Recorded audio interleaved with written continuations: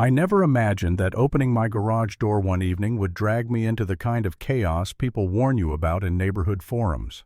But that night when the door slid up and the light flickered on, I saw something that punched the breath straight out of me.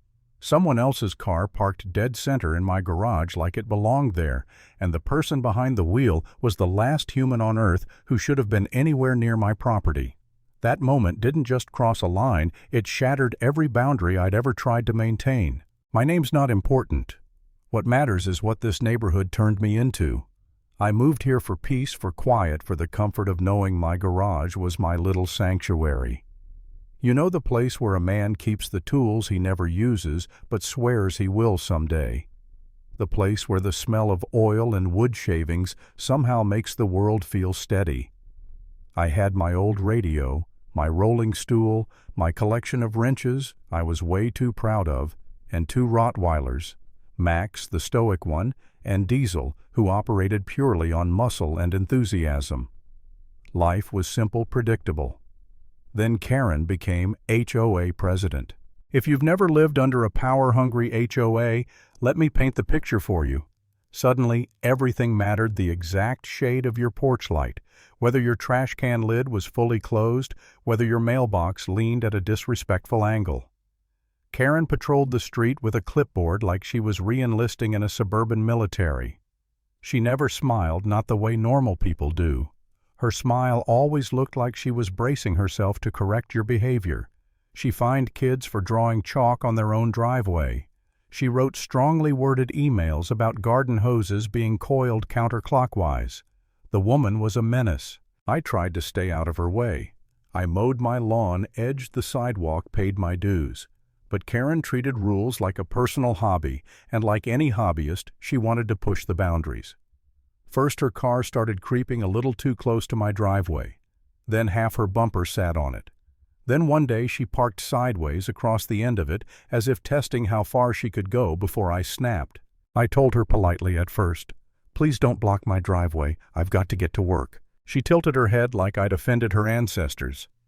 "We're neighbors," she chirped. "Driveways are shared community spaces."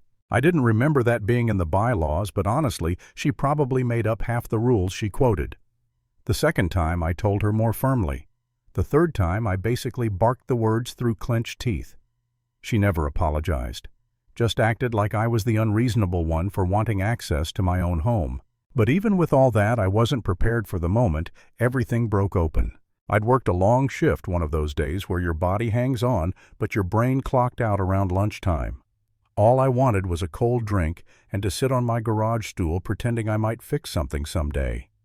I turned the corner to my street, hit the remote, and waited for that familiar slow rise of the door. The second I saw the shape inside, I slammed my brakes so hard the seatbelt nearly cut me in half. A car was in my garage, not near it, not close to it. Inside, parked perfectly neatly, like someone had measured the distance from my tool bench to my work lamp.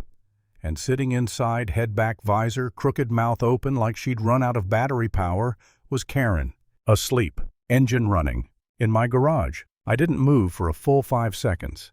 My brain rejected the entire scene like a virus. When I finally got out, I walked toward the garage in slow disbelief. Maybe she'd had an emergency. Maybe she'd pulled in to avoid hitting a squirrel.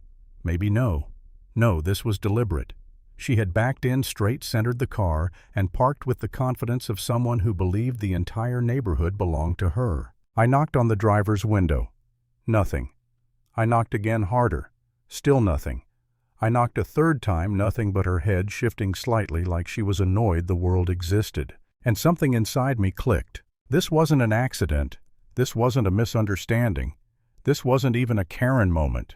This was a boundary violation so absurd, so bold, so unreasonable that my exhaustion evaporated and a cold, focused calm settled in. I didn't yell, didn't shake her awake, didn't call the cops. No. I walked into the house, opened the pantry, and whistled sharply. Max appeared first, muscles, discipline, and silent judgment. Diesel barreled in behind him like a refrigerator with legs. "Boys," I whispered, "we've got a trespasser." They followed me back into the garage, noses up, ears alert. They both stopped right at Karen's window, staring at her like security guards evaluating a shoplifter. I leaned against my workbench and waited. A few minutes later, Karen blinked awake. Confusion, then focus, then sheer unfiltered terror as she realized two massive Rottweilers were staring at her like they'd been waiting for this moment their entire lives. She screamed so loudly I felt it in my teeth. Diesel jumped at the noise, which startled Karen even more, triggering a second scream layered over a sneeze so violent her visor almost flew off. That's when I realized she wasn't just terrified, she was allergic. Violently allergic. She sneezed again, then again and again, each sneeze sounding like her soul was trying to escape through her nose. Her eyes watered, her makeup ran, and she tried to climb into the back seat but got tangled in her own purse. It looked like a nature documentary about panicked wildlife. I tapped on the windshield, keeping my voice calm. "Karen, do you mind explaining why you're taking a nap in my garage?" She tried to speak but could only manage, "I achoo, can't achoo, breathe." "You seem to be breathing plenty," I said, which did not help her emotional stability. I waited until she seemed one sneeze away from spontaneous combustion before I hit the garage opener. As the door rose, she practically threw the car into reverse tires, screeching as she bolted down my driveway like the hounds of allergies past were chasing her.